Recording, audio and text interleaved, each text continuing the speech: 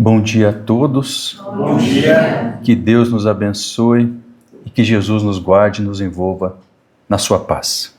Escolhemos para tratar na manhã de hoje esse tema, Deus e o desenvolvimento de nossos potenciais. Porque Deus, conforme até a abertura já nos comentou, né? Ele nos oferece uma série de oportunidades constantemente. Mas muitas vezes nós, porque estamos ainda envolvidos por uma camada densa no nosso próprio olhar, que o Cristo dizia: vocês cuidam de tirar a trave dos olhos dos outros, criticam muitos outros, mas têm uma grande dificuldade de fazer uma autocrítica, de tirar a trave que impede vocês de olharem melhor. Então Deus nos oferece uma série de oportunidades, mas será que nós acolhemos esses aprendizados com maturidade? Porque muitas vezes de nossa parte, nós deixamos assim, que Deus faça a parte dele, que Deus estabeleça a minha cura. Mas será que de nosso lado, nós contribuímos para a nossa própria cura? Eu me lembro de um psiquiatra espírita, Alexander Moreira, vocês devem conhecê-lo, né? Ele é bastante atuante no movimento espírita. E eles fizeram uma pesquisa, porque ele também atua na área acadêmica, sobre espiritualidade e saúde.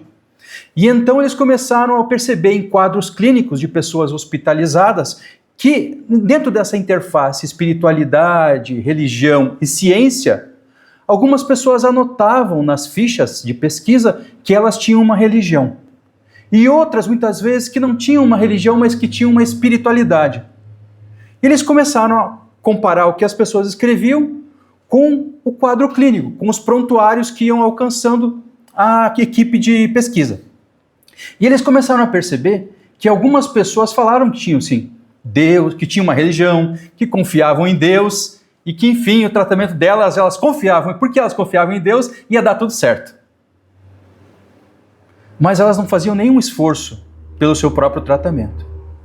Entretanto, algumas diziam que tinham uma espiritualidade e faziam um grande esforço pelo seu próprio tratamento. Essas pessoas que escreviam que acreditavam em Deus nas fichas de pesquisa, mas não faziam grandes esforços pelo seu próprio restabelecimento, tinham um rendimento muito mais baixo do que aquelas que diziam que acreditavam em algo maior, que tinham uma espiritualidade, mas que faziam grandes esforços pelo seu restabelecimento. Essas tinham um desempenho no seu processo de restauração da saúde muito melhor. Aí a gente começa a se perguntar, nessa interface, Deus e a cada um conforme as suas obras, conforme dizia o Cristo, né? E o nosso desempenho pessoal, nessa relação, o quanto que nós estamos nos empenhando para desenvolver os potenciais que nós temos na nossa intimidade. Será que nós fazemos isso suficientemente? Será que nós desenvolvemos esse trabalho? Tem uma série de ensinamentos de Jesus no Evangelho segundo o Espiritismo que sustentam essa ideia de que nós precisamos fazer esforços. Porque se nós queremos obter a paz íntima, um sentido de felicidade, de satisfação, nós precisaremos sim fazer esforços. A paz com o Cristo é diferente da paz no mundo. Por isso que o Cristo veio dizer num determinado momento, eu vim trazer a espada e não a paz. Porque a paz do mundo é igual a comodismo. A paz do mundo é igual a não fazer nada muitas vezes. É tirar uma foto numa praia e dizer, tá tudo bem, porque eu tô aqui numa praia. Às vezes a pessoa até coloca a foto de um alcoólico, de uma bebida, né? E será que isso realmente, a partir da visão espírita que nós esposamos, é realmente no que vai nos trazer paz? Ou será que é uma satisfação interior de nós cumprirmos os nossos deveres com a sociedade, com a família, com a nossa própria consciência? Não será isso verdadeiramente que vai nos trazer a paz? E se nós tomarmos como exemplo a ideia de modelo e guia de Jesus, será que em algum momento ele parou de trabalhar em benefício do próximo? Será que em algum momento ele se esquivou da missão dele? E será que, claro, como espírito puro, como espírito perfeito, ele jamais faria isso, porque é um espírito de extrema qualidade, de extrema elevação. Mas no nosso caso, talvez em alguns momentos, nós confundimos uma coisa com outra coisa. E ao invés da paz do Cristo, ao invés da paz verdadeira, que é a paz da nossa consciência, que vem com esforço, que vem com trabalho, que vem com dedicação e abnegação muitas vezes, para que a gente possa estruturar verdadeiramente uma família, um casamento, etc., a gente escolhe a paz do mundo. Nós não podemos confundir uma coisa com outra. Por quê? Quando a gente escolhe a paz do mundo, a gente não vai ter felicidade. Nós vamos ter uma profunda insatisfação interior. É como matar a sede na água do mar. A gente não mata a sede. É como ir buscar a felicidade no lugar em que as coisas estão em constante transformação, que é o mundo. A impermanência, né? Como dizia o Buda, né? A impermanência do mundo. E não é na impermanência do mundo que nós vamos encontrar uma satisfação íntima. É verdadeiramente nas coisas que são eternas, nas coisas que são imortais, que nós vamos paulatinamente, ainda que estejamos num caminho de progresso e evolução, é nessas coisas imortais que nós vamos lá e cá, semeando a nossa verdadeira felicidade, fazendo com que aquela plantinha, que as sementes que estão ali, sem sendo cuidadas, fazendo uma analogia obviamente com a natureza, em sendo cuidadas essas sementes venham a se tornar plantas, venham a se fortalecer, venham então a se transformar em árvores, que podem então vastamente semear outras pequenas plantinhas. Esse é o trabalho que nós precisamos fazer, não só no mundo, mas na nossa intimidade. Um trabalho de fortalecimento, porque as dores, as dificuldades vão bater às nossas portas, vão nos alcançar.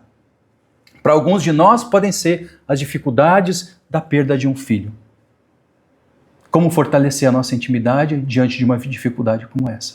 Às vezes, a família, o pai e a mãe passam alguns anos para trabalhar isso na sua intimidade, para que eles possam, de alguma forma, conviver depois com a sociedade. Alguns conseguem se restabelecer e, ainda mais, conseguem criar obras assistenciais ou trabalhos em grupos para ajudar outras famílias que perderam seus filhos ainda pequenos. Ou mesmo para ajudar crianças que não têm pais. Ou mesmo nós, muitas vezes, eu me recordo, eu era jovem ainda, era espírita já, porque a minha família é espírita. Então vocês veem que o meu problema é grande, né? Quando a gente nasce em família espírita, não dá para fugir, né? Então o meu problema é grande. E eu me recordo, a minha avó, eu tinha 20 e poucos anos na época, mas era espírita. A gente sabia da imortalidade, etc., mas não era aquela pessoa que estudava o espiritismo. E quando a minha avó faleceu, eu estava na universidade. Vou dar um exemplo pessoal, não gosto de ficar dando um exemplo pessoal, mas para ver que eu também passei por grandes dificuldades. Não estou aqui falando para os outros, entendeu? Estou falando de algo que eu vivi. E no contexto de uma família espírita. Ou seja, nós falávamos da imortalidade no nosso dia a dia. Entretanto, quando a minha avó faleceu, ela teve um câncer e faleceu por conta do câncer. E aí eu era universitário. E era a avó que a gente tinha um vínculo, né, mais próximo, porque ela tinha a nossa família. E só. Então nós cuidávamos, no final de semana ela ia para casa. Às vezes, pouquinho antes de falecer, ela ocupou a minha cama. Para poder, ela teve um câncer, ele tomava as injeções de morfina ali, né? E eu fui convivendo com aquele quadro. E antes dela falecer, eu tinha na minha programação, comigo mesmo, um jovem de 18, 19, 20 anos. Não, quando eu me formar, eu gostaria muito que a minha avó estivesse presente. Um corpo. Cabeça de um jovem, né? Espírita, mas de 18 anos. E quando ela faleceu, eu digo, nossa, não é possível. E eu chorei. Mas será que como espírito, ela não estava presente lá no dia?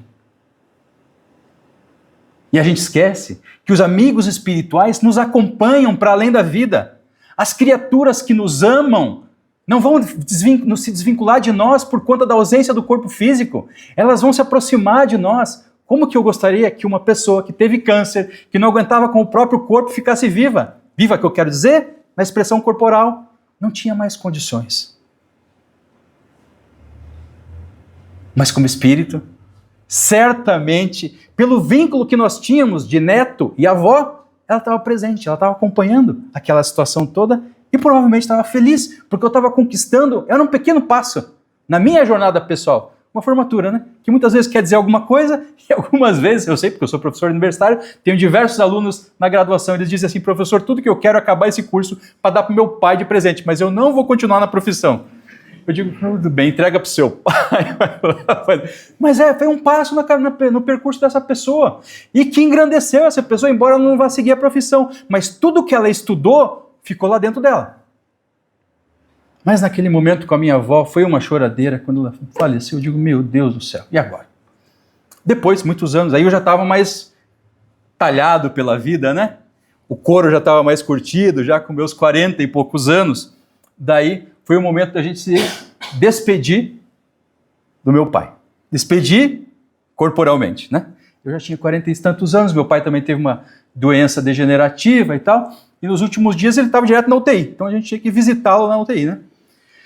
E então, vocês vejam que eu já tinha daí um percurso no Espiritismo. Aí eu tinha não só ficado na família, bebendo do Espiritismo, do Evangelho no Lar, que é aquela coisa que a gente faz uma vez por semana, às vezes dorme no Evangelho no Lar, crianção, né? Aquele período aí que a gente é meio adolescente ainda, né?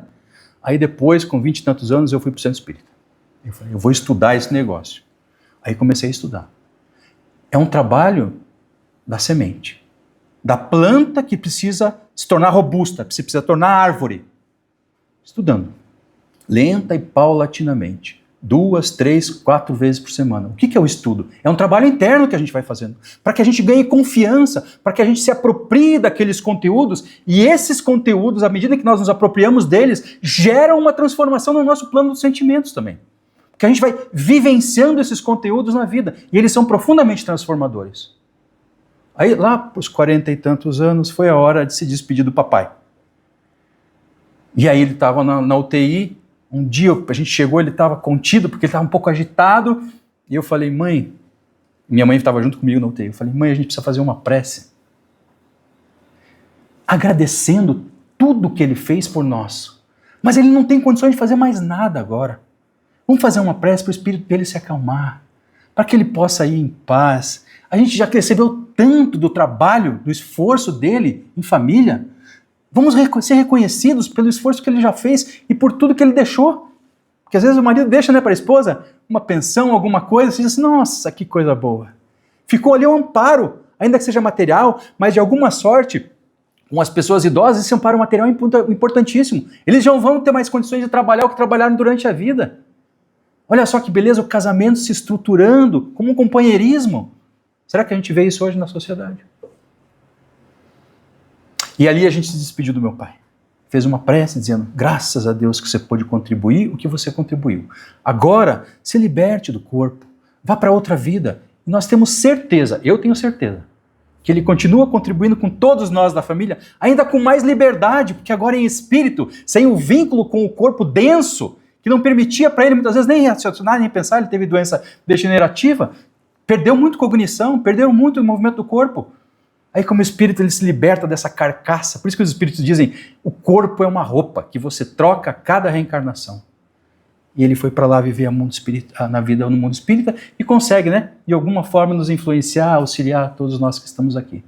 E aí cabe a cada um de nós que recebemos todos esses benefícios nessas presenças, né?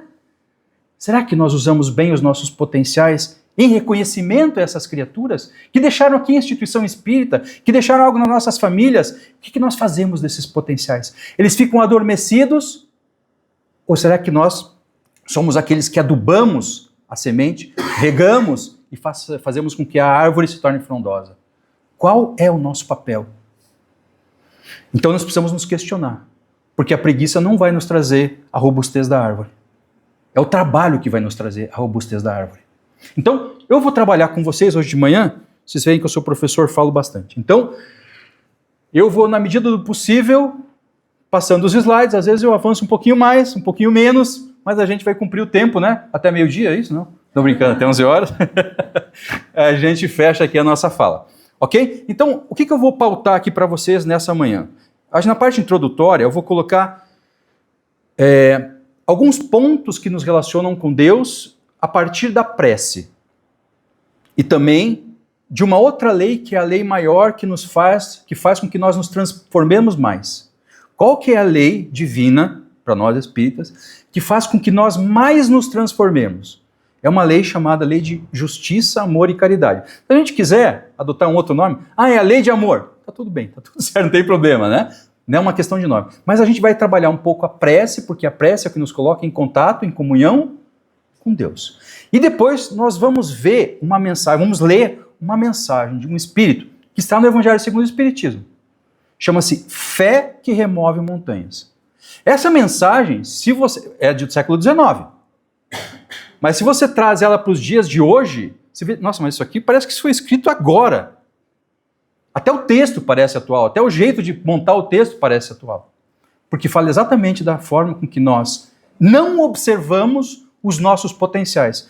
Por quê? Porque muitas vezes, gente, não queria contar essa uma má notícia, né? É que a gente é meio aqui na Terra, quando encarna na Terra, a gente é mais preguiçosinho, né? A gente ainda vê o trabalho como emprego. Na verdade, qualquer coisa que nós façamos em benefício nosso, em benefício da sociedade, seja inclusive um trabalho não remunerado e voluntário, na família, no centro espírita, em qualquer lugar, é trabalho. Aos olhos de Deus é trabalho. Aos olhos das pessoas, não necessariamente, né? Porque as pessoas vão dizer assim, trabalho igual pagamento, remuneração. Só que aos olhos de Deus não. Qualquer trabalho, inclusive o trabalho íntimo que nós fazemos, na nossa própria intimidade, é trabalho. Um trabalho espiritual é trabalho, de transformação pessoal é trabalho. Vocês acham que não dá trabalho, num grupo de estudos espíritas, a gente ficar estudando espiritismo, etc., montar o texto, ler com as pessoas, chegar no grupo, discutir o que você acha, o que você pensa? É um trabalho da nossa própria transformação. E dá trabalho. E que bom que a gente faz esse trabalho, porque quantas pessoas encarnadas e desencarnadas usufruem do benefício desse trabalho? Vocês acham que porque a pessoa perde o corpo, ela fica mais sábia? Não, né? O espírito permanece ignorante. Então eles se aproveitam no mundo espiritual das palestras, dos grupos de estudos, para esclarecerem encarnados e desencarnados. É um trabalho múltiplo que se faz. Então, na medida em que nós desvalorizamos o trabalho no centro espírita, seja da palestra, do passe, do estudo, etc., da evangelização, etc., nós estamos desvalorizando a conexão que nós temos com o mundo espiritual. É menosprezar, como disse o irmão na abertura, é menosprezar o trabalho que eles fazem por nós. Me recordo uma vez que fui fazer palestra na federação e eu elaborei um tema bem fácil, bem tranquilo, easy, né? O amor. Eu falei, meu Deus do céu, por que eu pus esse tema? Qual é o tema? Eu botei o tema amor. Depois, com o tempo, você manda o tema, depois nós tínhamos meses para preparar a palestra, né? Eu falei, meu Deus, como é que eu vou falar disso? Porque o nosso exemplo de amor é meio fraquinho, né? Aí eu falei, não, vou pegar a Joana de Ângeles, pegar o Francisco de Assis, nome do centro que a gente trabalha. Francisco de Assis. Máximo de amor que a gente talvez, né? Porque Jesus a gente está naquele nível, né? Já não dá nem pra gente... Francisco de Assis é uma boa, eu falei Francisco de Assis. Aí eu falei, no dia anterior que eu estava preparando, eu falei, vão lá, os espíritos, né? Falando com os espíritos, só mentalmente aqui. Vocês vão lá e dão uma ajuda, né? Porque falar de amor, Francisco de Assis, Joana de Ângeles, quem que sou eu, né? Aí eu falei a palestra, tal, não sei o quê. No final eu coloquei uma mensagem, porque Joana de Ângeles tem um vínculo com Francisco de Assis, né? Divaldo Franco disse que ela foi provavelmente Clara de Assis, né? Então esses espíritos estão fortemente vinculados. E tem livros de Joana de Ângeles que ela escreve cartas a Francisco de Assis, Divaldo publica nos livros, está editado, está impresso isso no livro. Ela faz cartas verdadeiramente carta de amor para ele. Eu peguei uma carta dela, um trecho uma carta de Joana de Ângeles a Francisco de Assis, em que ela declarava o amor dela a ele, né? E aí você vê que a gente é ousado, né? E pus no final da palestra essa carta de amor, uma parte dela. Rapaz, ainda tinha evocado os espíritos para ir no dia anterior lá na palestra. Nossa, dão uma ajuda para inspirar, para formar um ambiente bacana e tal. Eu não consegui ler a carta, eu chorava. Pensa bem, eu na Federação Espírita do Paraná, lendo e chorando, lendo e chorando. Aí no dia seguinte, eu tenho uma amiga da Federação, passei uma mensagem para ela por celular, olha, como é que foi a palestra? Tudo bem. No final eu chorei. Ela falou assim, olha... Sabe que uma vez o Divaldo veio aqui na federação e falou, vocês não estimam o trabalho espiritual que é feito aqui no Teatro da Federação aos domingos quando tem palestra. Então a gente nem sempre estima o trabalho que os espíritos fazem por nós. Não é à toa que a gente está batendo aqui no Centro Espírita, que a gente está fazendo o que está fazendo no mundo. Então a gente nem sempre aquilata, né, todos os benefícios que nós recebemos. Então eles ajudam, mas será que a gente se ajuda? Muito bem, eu coloquei aqui alguns temas, eu vou passar rapidamente por eles, não quero ficar lendo muito, né? Então, alguns pontos. A prece, nós podemos, através da prece, 3 coisas. Pedir, louvar e agradecer. Muitas pessoas fazem da prece uma ocupação do tempo, mas não fazem da prece um estudo de si mesmas. Isso está no livro, não estou tirando nada da minha cabeça, tudo no Livro dos Espíritos, tá? Quando fala da lei de adoração.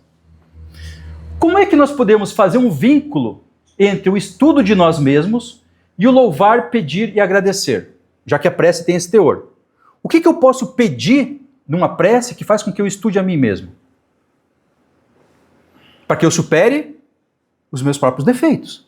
Mas eu olho os meus próprios defeitos. Eu conheço os meus próprios defeitos, as minhas próprias dificuldades. Porque quando eu pedir para os espíritos, eu vou dizer assim, olha, anjo da guarda, eu tenho uma propensão danada para isso aqui. Mas eu não quero, não aguento mais esse vício. Me ajuda a superar isso aí? Aí, esse é o pedir e obtereis o Cristo. Esse pedido, os espíritos vão dizer, não, claro que a gente te ajuda a superar essa dificuldade, essa dor. A gente vai te ajudar. Mas os espíritos ajudam, né? E será que a gente faz a nossa parte? Então, esse é um pedido legítimo de superação nossa como espíritos.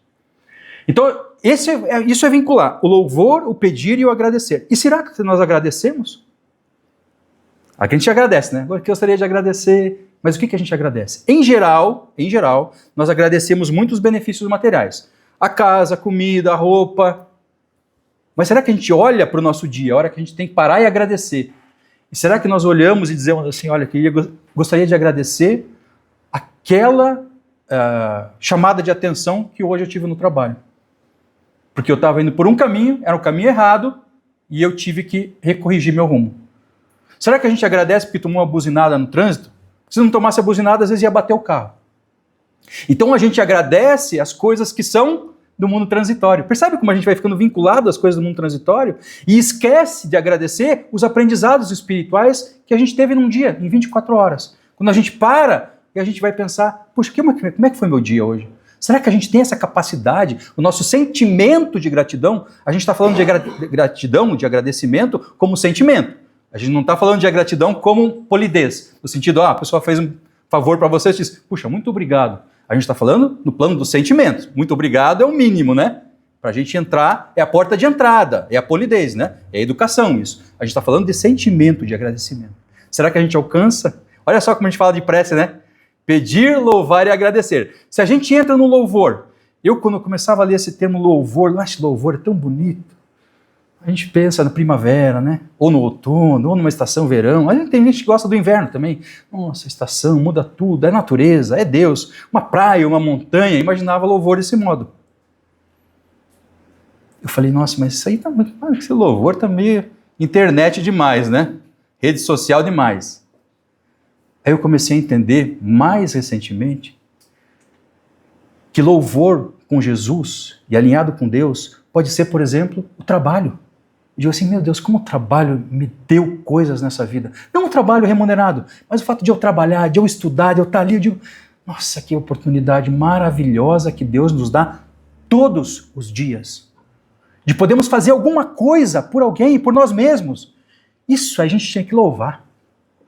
Mas a gente não, né? A gente louva, olha a primavera, que bom que a gente pode louvar a primavera, a montanha, não sei. Mas quando a gente desencarnar, a gente vai para o mundo espiritual, vai ter que louvar.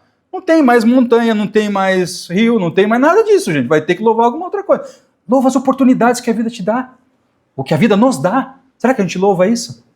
Nossa, mas o trabalho... A gente realmente... O trabalho a gente, né, ainda vê uma coisa ruim. Porque a gente entende trabalho como emprego. Ok? Então, o autoconhecimento, esse é um ponto importante. Porque se a gente fala de estudo de nós mesmos, a gente vai ter que falar de autoconhecimento. E se a gente quer falar de estudo de si mesmo, a gente vai ter que tentar melhorar nessa vida, desenvolver os nossos potenciais e resistir à atração do mal. Porque todos os nós, espíritos encarnados na Terra, temos um quesinho de arrogância. Ou então a gente se põe na posição de vítima, porque eu, porque... Esse blá blá blá todo que a gente conta, uma história que a gente conta para nós mesmos e que a gente acredita. Se põe na posição de vítima e de pessimista. Ou então de arrogante. Olha, eu sou superior, eu mando aqui, todo mundo me obedece. Tal. Então não é nenhuma coisa nem outra. A gente tem que ter o ponto de equilíbrio, de olhar para os nossos defeitos, de olhar para os nossos padrões e tentar melhorá-los. E olhar com muita clareza para aquilo que nos arrasta a esses processos de vitimização, né? Por exemplo. Muito bem. E esse aqui é o ponto que eu gostaria de chegar com vocês. também, que é essa fala dos espíritos que eu falei do Evangelho, é um espírito protetor que fala, olha só se esse texto não é atual. Isso aqui, século XIX, 1800 e alguma coisa. Olha só o que esse espírito fala, eu peguei um trecho da mensagem, obviamente é uma mensagem mais longa. Ele diz assim, se todos os encarnados, está falando conosco, encarnados, se achassem bem persuadidos da força que trazem em si, ou seja, se a gente entendesse realmente os potenciais que nós temos, e se quisessem pôr à vontade, aí que começa a entrar o problema. Se nós quiséssemos pôr a nossa vontade a serviço dessa força, desse potencial que nós temos em nós, seriam capazes de realizar o que até hoje eles chamaram prodígios.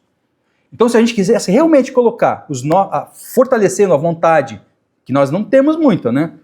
A gente vai trabalhar porque precisa do dinheiro para pagar boleto, né? Muitas vezes a gente fica mais com vontade de ficar na cama mesmo. Mas se nós fortalecêssemos a vontade, olhássemos para o nosso dia, para a nossa semana, para os anos da nossa vida, e disséssemos assim, puxa, talvez em meia hora desse dia, em uma hora desse dia que eu tenho vaga, eu podia fazer uma pós-graduação. Eu podia participar do centro espírita, trabalhar por mim mesmo de alguma forma que essa minha transformação gerasse um impacto na sociedade.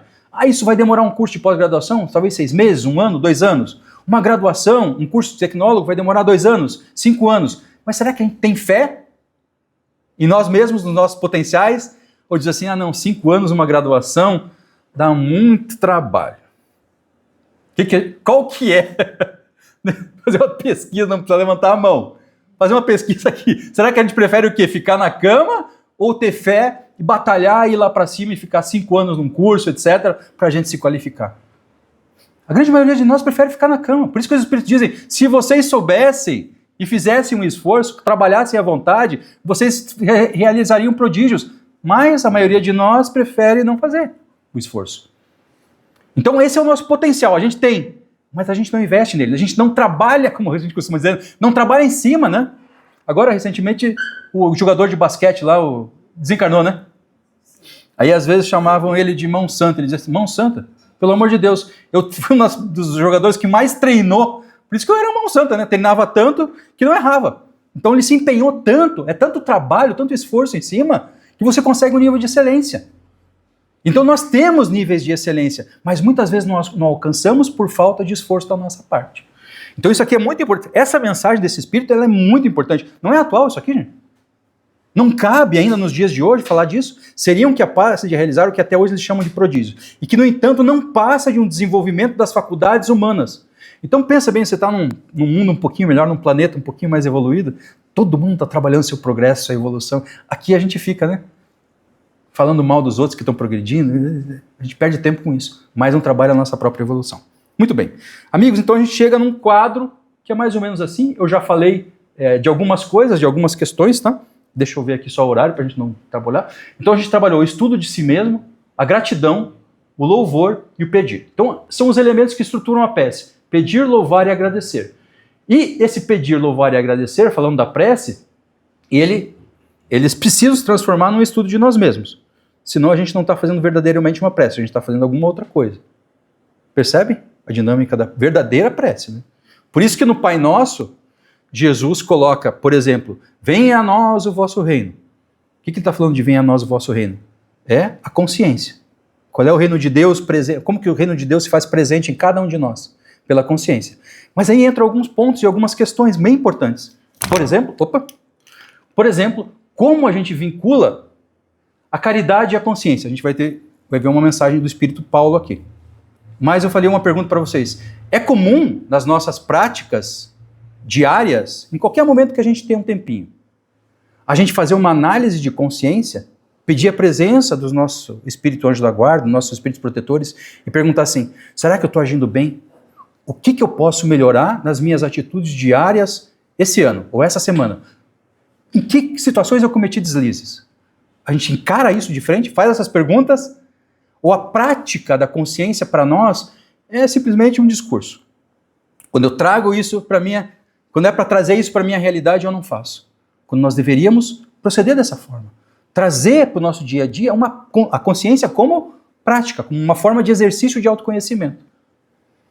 Por isso que os espíritos, quando falam de autoconhecimento no livro dos espíritos, eles vão fazer um vínculo entre autoconhecimento e análise de consciência.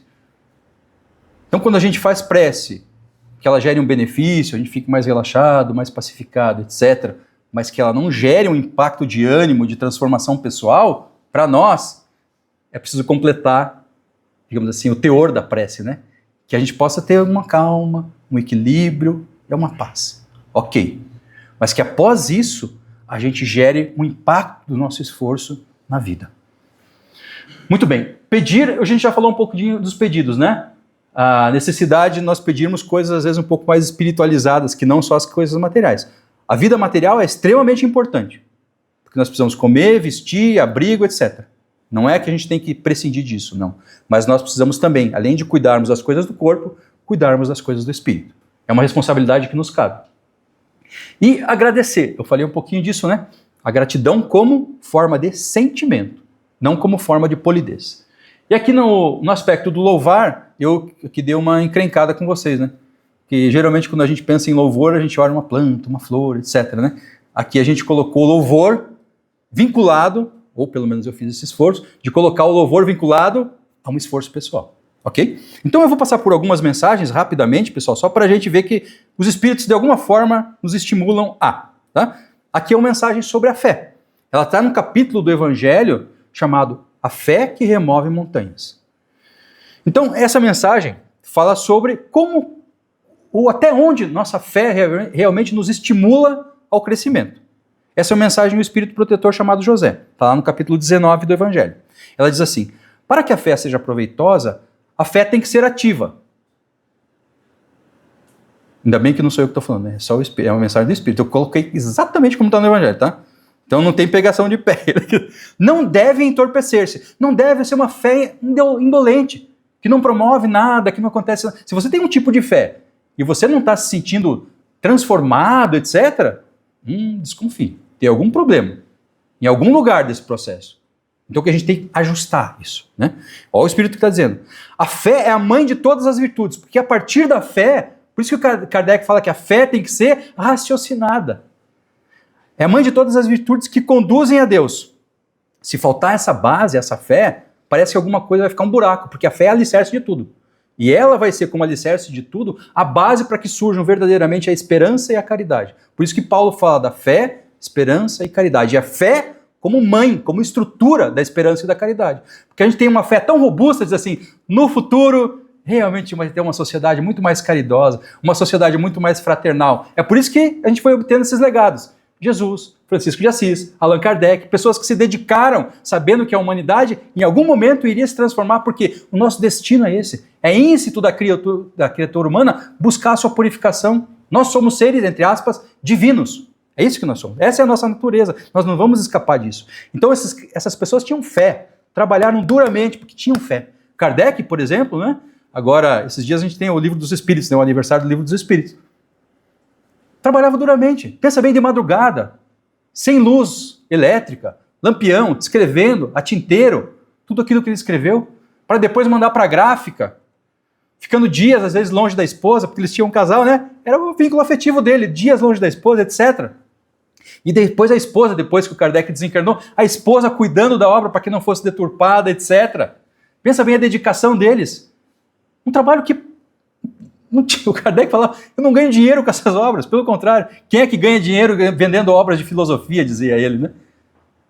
Mas o que eles desejavam fazer? Uma contribuição. Que casal, que família, né? A esperança e a caridade são os corolários da fé e formam com esta uma trindade inseparável. Então, se a nossa fé for realmente robusta, a nossa esperança e a nossa caridade vão ser de excelência. Mas se a nossa fé for... Por isso que os espíritos falavam para Kardec, a tua fé é inabalável, a tua fé é dos homens, a tua fé é de aço, eles diziam. Comparava alguma coisa de metal, eles falavam isso. Uma fé verdadeira, robusta, forte, que promove a criatura e que faz com que ela alce verdadeiramente voos. Essa é uma fé robusta. Essa é uma fé que resiste. Será que a nossa fé é assim? A gente bate um ventinho, a nossa fé é daquelas...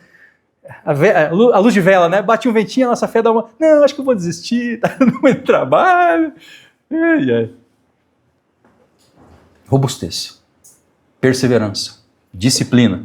Nossos espíritos são difíceis, né? A gente é rebelde, gente. O Kardec diz uma coisa lá na Gênesis, diz assim, nossos espíritos são rebeldes, os espíritos que reencarnam na Terra são rebeldes. Veja como a gente é rebelde. A gente A gente é indisciplinado, a gente quer escapar, a gente... Sabonete, né? Peixe, a gente pega e escapa daqui. E quem que é o maior prejudicado? Nós mesmos. Nossa insegurança parece que rege e ganha força. E aí é como se a nossa fé fosse uma alicerce de uma casa que vai sendo todo triturado, quebrado, rompido, por conta da nossa insegurança. A gente tem medo. Então, na medida que a gente vai ganhando segurança, confiança, a nossa fé vai ficando mais robusta. E com isso também, as nossas expressões de caridade e de esperança vão ficando mais iluminadas. Muito bem. Agora eu vou avançando aqui. Agora, aqui muito importante isso aqui. Joana de Ângeles tem um texto, nesse livro, Em Busca da Iluminação Interior, em que ela fala da parábola dos talentos. A parábola dos talentos vocês conhecem, é uma parábola que Jesus contou, em que ele é uma parábola, enfim, é uma história, em que ele fala para as pessoas, olha, existia um senhor, esse senhor tinha 3 servos. Esse senhor chamou os 3 servos para conversar e disse a disse a eles, olha, eu vou ter que viajar, mas num determinado momento, eu, senhor, vou voltar para conversar com vocês. E vou verificar o que vocês fizeram com os valores que eu vou oferecer a vocês. Esses valores são os talentos. Na época de Jesus falava em talentos. Então, para um dos servos, esse senhor deu 5 talentos. Para outro dos servos, esse senhor deu 2 talentos. E para outro servo, o senhor deu 1 talento.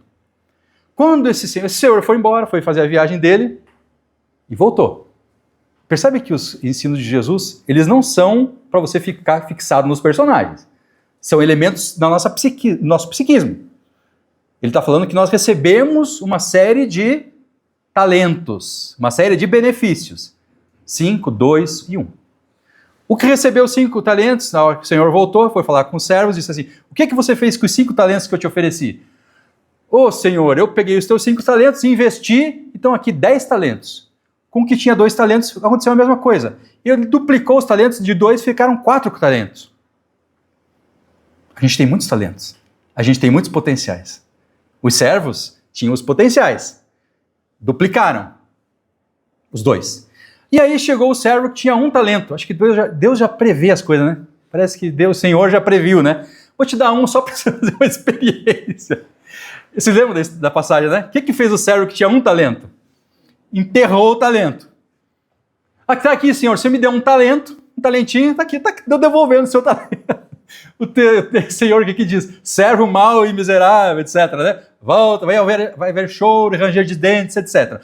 O que acontece? Joana de Ângeles fala que ela faz uma leitura dessa parábola dos talentos e fala de uma psicoterapia, me chamou a atenção esse termo, psicoterapia do esforço pessoal. Porque se nós fazemos esforços, o que é pior? A gente vai ter esforço, vai ter trabalho. Mas você chega no final do dia, em casa, você diz assim, estou cansado, mas estou feliz comigo mesmo.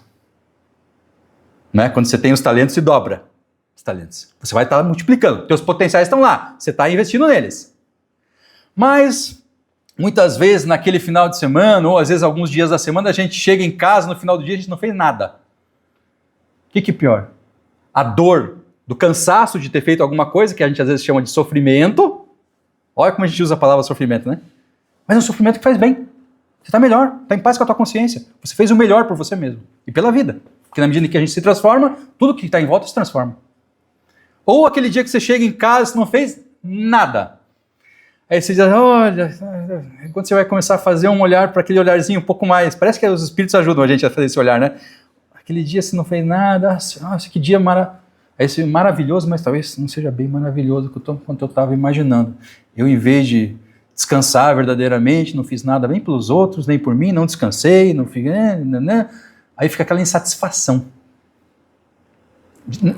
Já perceberam isso? Ou seja, a gente ganhou a oportunidade, mas não fez nada com a oportunidade. Por isso que causa insatisfação, porque a gente está se distanciando dos investimentos que Deus faz em nós, todos os dias. E aí vai dar insatisfação, porque todas as vezes que nós nos afastamos das leis de Deus e de Deus, o que acontece conosco como espíritos? Nós nos infelicitamos. Simples assim, os espíritos dizem lá no livro dos espíritos. Todas as vezes que vocês se afastam das leis de Deus, vocês vão ficar mais infelizes. Portanto, logo e por conseguinte, todas as vezes que nós nos aproximamos das leis de Deus, trabalho, amor, caridade, etc., nós vamos ficando mais felizes, mais plenos, mais satisfeitos. Vai dar trabalho? Vai. Mas é muito mais importante o sofrimento, entre aspas, pelo trabalho, o cansaço pelo esforço, do que aquele sofrimento que vem pela preguiça, pela indolência. O sofrimento da preguiça é o que Jesus fala do servo que tinha um só talento. É esse que pegou, enterrou, não fez nada. Ah, está aqui, meu senhor, um talento. Mas o senhor é muito exigente, muito cobrador, então, como o senhor é exigente, eu vou te dar só o talento que você me deu. Devolver, não vou dobrar.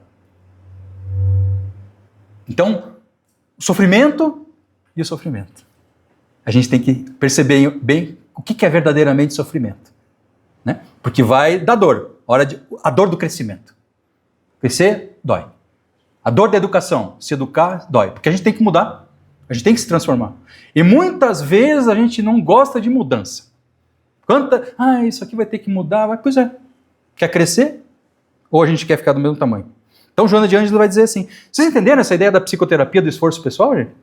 Por que é terapêutico? Eu lendo essa passagem, falei, mas por que Joana de Ângeles colocou o termo psicoterapia? É uma coisa quase da área da psicologia mesmo. Então, os psicólogos, inclusive, ficam chateados quando usam esse termo psicoterapia. Eles dizem, esse aqui é da nossa área, não, mas como é que pode e tal? Olha o que ela diz. Olha os talentos, os potenciais, né? Para fechar com o título da nossa palestra. O ser humano encontra-se aqui aquinhoado por talentos de inapreciado valor, tais como saúde, inteligência, emoção, conhecimento, possibilidades de crescimento intelecto-moral. Potenciais, sementes, que a gente precisa cuidar. Quando a pessoa, olha o que ela fala agora, isso aqui, por que será que o Espírito de Ângeles falou, esse segundo parágrafo aqui já veio para o nosso lado, né? Quando a pessoa se escusa, não quer assumir os efeitos da sua indolência, ou seja, a gente vai dando desculpinha, né? Esse ano não vou trabalhar porque agora tem esse problema. Hoje está frio. Curitiba a gente reclama. Não, está muito frio. Curitiba é muito fria, gente. Imagina sair do inverno na cama. Ah, não. A cama, tem gente que... A cama é tão boa. Final de semana não vou fazer nada. A gente cria um monte de coisa na nossa cabeça e justifica, na verdade, o que acontece que a gente está falando? Quanto mais justifica, pior é, né? É uma crença de não crescimento que a gente criou. Isso é o que o Joana de Ângeles fala. Na verdade, é o vício moral da preguiça. A gente justifica, a gente dá uma floreada, né? Como dizia Jesus, tá um túmulo caiado por fora, né? Tudo branquinho, bonitinho, reformado. Mas por dentro é só podridão. Então a gente cria um monte de justificativa para dar uma embalagem bonita para o presente. Mas lá dentro que tem, não presta para nada. É vazio, né? Então ela fala para a gente tomar cuidado com a nossa indolência. Apoia-se no complexo de superioridade que busca ocultar o oposto, ou de inferioridade. Então a gente fica oscilando entre a inferioridade e a superioridade. Às vezes vai para um, vai para outro, não fica só num, tá? Utilizando-se de bengalas psicológicas, muletas psicológicas, tais quais: quem sou eu? Nossa, eu não mereço, eu não posso, eu não nasci para o sucesso, eu sou infeliz. Ainda bem que foi a Joana de Ângeles que colocou tudo isso aqui, não fui eu. Eu sou infeliz, gente. Nossa, como eu sou infeliz, gente. A gente gosta de fazer a vítima, porque a gente quer que o amor venha de fora para dentro. Ele vem, as pessoas são amáveis, são fraternais. Mas o que nós precisamos fazer? Despertar o amor que vem de dentro para fora. Por isso que Francisco de Assis dizia, mais compreender do que ser compreendido. Mais amado do que ser amado. Mais perdoado do que ser perdoado.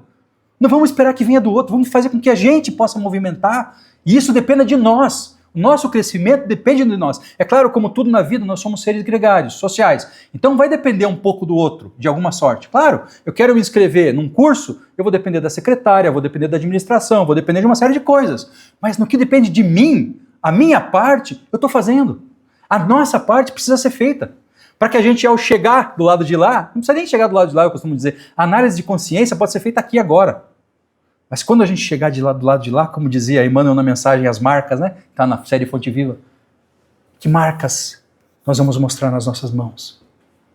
Que bem que a gente vai fazer, que a gente fez. O Evangelho segundo o Espiritismo. Falando foi uma rainha na Terra.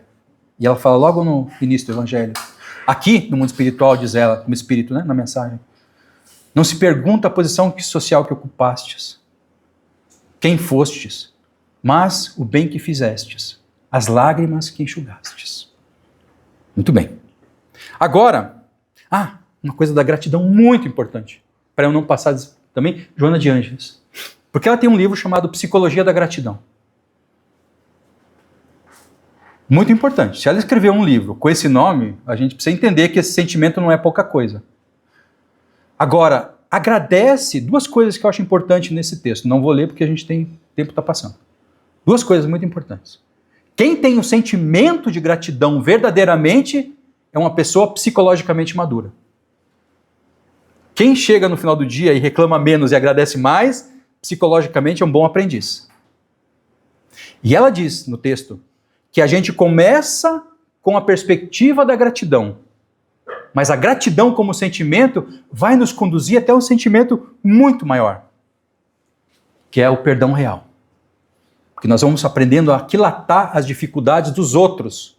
E aí, em vez de a gente colocar os outros em um determinado lugar, a gente diz assim, a pessoa não respondeu como imaginava porque ela não tinha condições.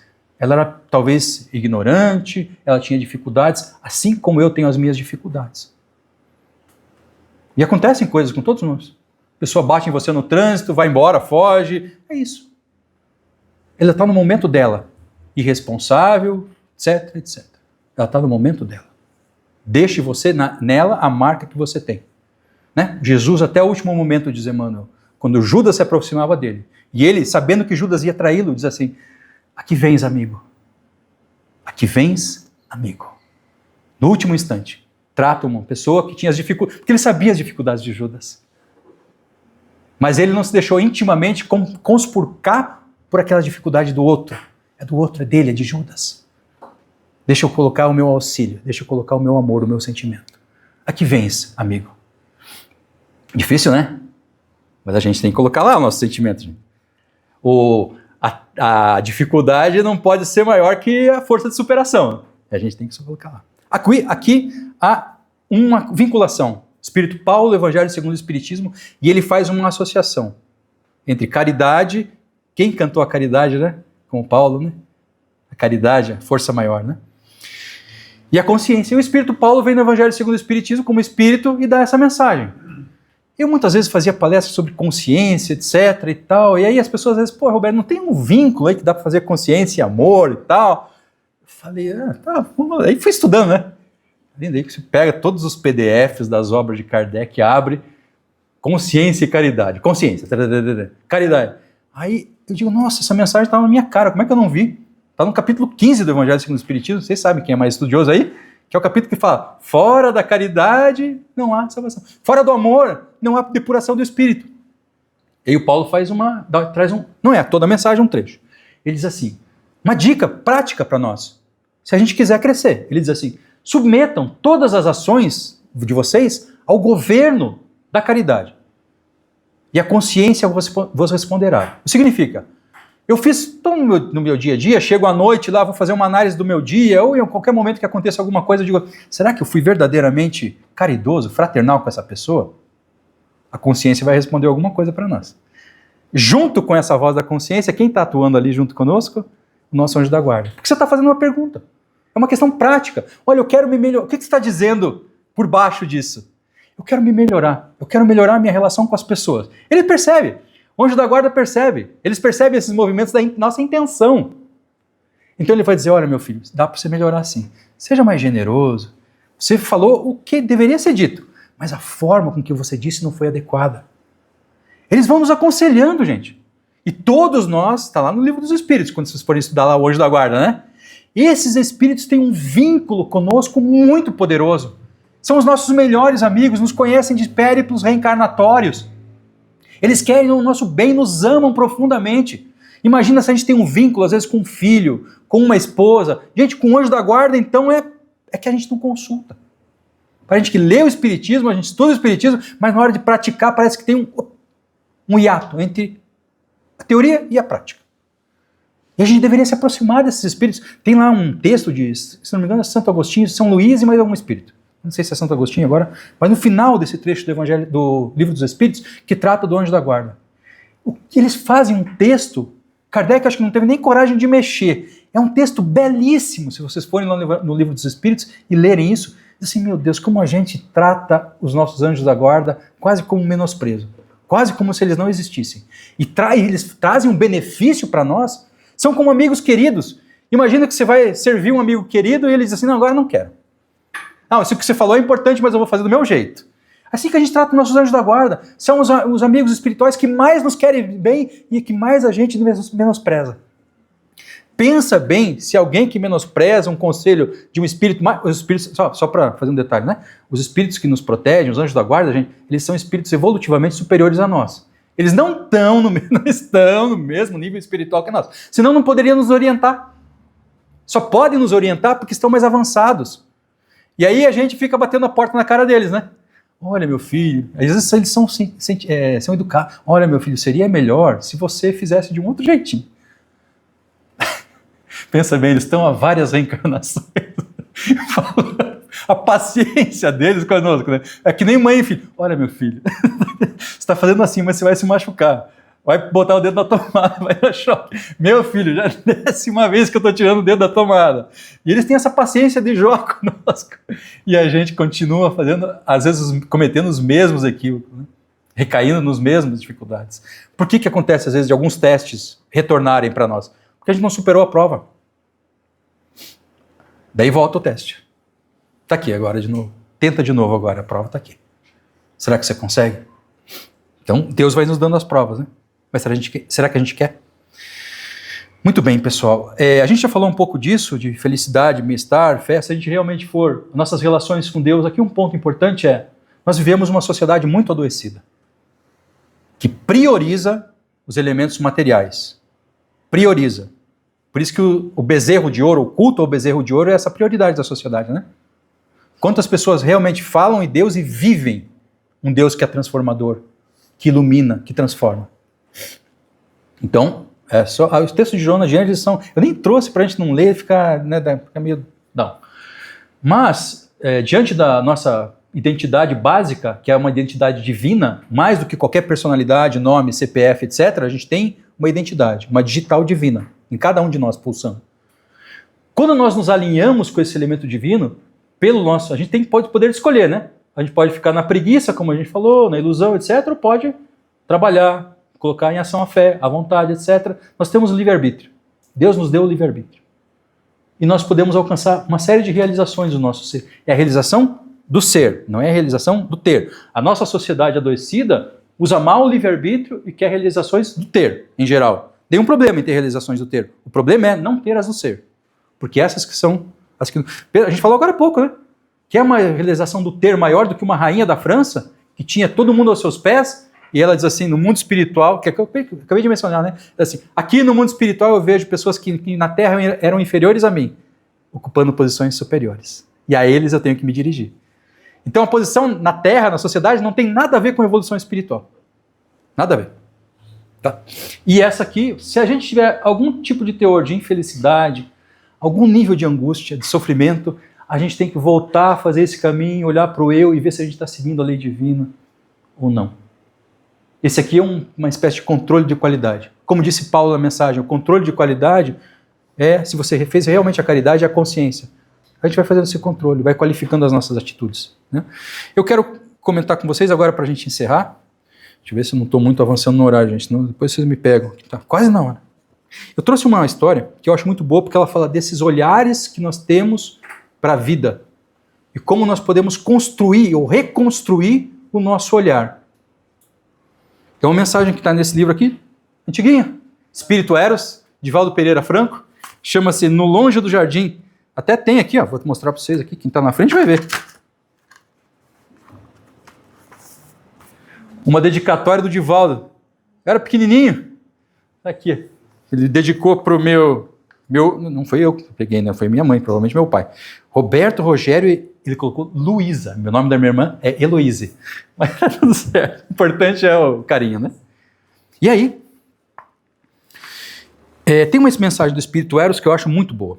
E já li ela em algumas palestras, mas eu quero trazê-la para vocês, para a nossa reflexão. A mensagem diz assim: 3 sentimentos. Esse é o título. A Terra adusta a perder de vista e a ação de 3 homens joeirando o chão. Então são 3 homens que estão limpando o solo. Ó, nosso olhar e o nosso esforço. Aí ele diz assim, ao primeiro homem, indaguei, o que fazes? Daí o homem respondeu assim, eu, respondeu-me amargo, atormento-me no trabalho deste solo infeliz, donde nada certamente retirarei. É uma resposta, né? Atormento-me nesse trabalho, nesse solo infeliz, donde certamente nada retirarei. A gente faz as coisas, mas tem sempre interesse pessoal, né? Ao segundo, inquiri, o que realizas?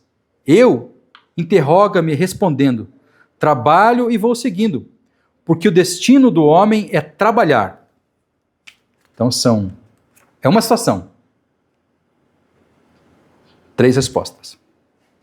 Ao terceiro perguntei, o que fazes aqui? Ele parou, retirou da face o porejante suor, e com voz cansada, mas alegre, fitando a amplidão, esclareceu. Eu preparo, primeiro, uma seara onde medre o trigo para o pão. Depois, uma sementeira para alimentar a terra toda. E por fim, um pomar, em cuja sombra de árvores frutíferas espoquem flores, e sorriam perfumes balsamizando a natureza, por enquanto árida e triste. E volveu, sorrindo a ação. Diz o Espírito. A revolta obnubila a razão e infelicita qualquer atividade. O pessimismo obscurece toda a paisagem de luz, mesmo a do futuro ridente. A confiança enriquece de júbilos, aborda e borda de beleza o deserto, que se transforma em bênção de fartura, ou a dor que lapida para a felicidade da vida. Então, tem as paisagens. A construção do olhar para essas paisagens é feita individualmente. De nós depende, então, a reconstrução da paisagem, e que a gente possa reconstruir as paisagens, né, íntimas e na vida a partir desse olhar redentor de Jesus. Né? Muito bem. Eu ainda tenho mais uma obrigação antes de me despedir, que é fazer a prece, né? Muito bem. Então vamos fazer a nossa prece, pedindo aos bons amigos espirituais que deixem com cada um os melhores conselhos, as melhores intuições, os abraços, as sensações de paz, os amplexos fraternais que nos revigoram, nos animam e encorajam, Senhor, apesar das dificuldades da vida. Que saibamos entendê-las como aprendizados, como formas de crescimento, de fortalecimento espiritual. Abre-nos os olhos, Mestre, para que sejamos melhores servidores na Tua seara,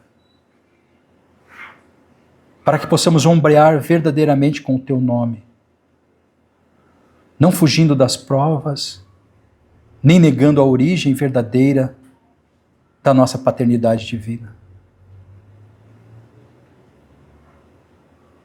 Encanta a vida, Senhor, com um olhar mais poético de nossa parte, e que tenhamos forças para construir essa tão necessária renovação.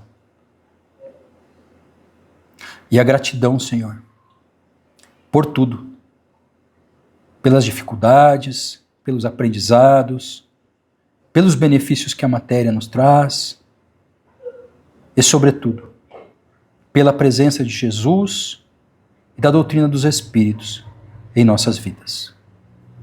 Que tenhamos um dia de paz, serenidade e produtividade, meus irmãos. Que assim seja.